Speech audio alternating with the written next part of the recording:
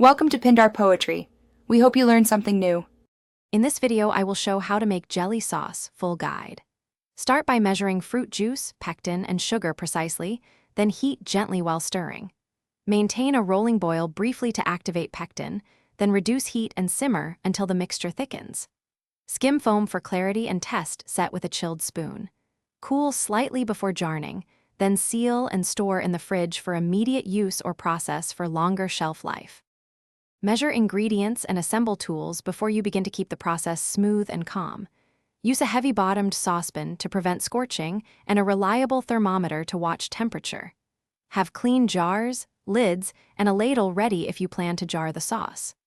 Keep a chilled plate in the freezer to test set quickly. Preparing ahead saves time and reduces mistakes as the jelly sauce cooks and thickens. If you're finding this helpful, please subscribe and like to support the channel. Quick recommendation. The Shark AI Ultra Robot Vacuum has voice control and really picks up crumbs and sticky spills, making post-jelly cleanup a breeze. It learns your home and saves time so you can focus on cooking, not sweeping. Check the description for the link and other deals, and now let's get back to the video.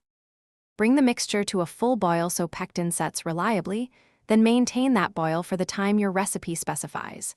Stir constantly to prevent burning and to dissolve sugar fully, and watch color and aroma as indicators of readiness. Use the chilled plate test to check consistency. If it wrinkles when nudged, it is ready. Adjust sweetness or acidity after cooling if the balance needs a fine tweak. Thanks for watching. Consider subscribing if we helped you.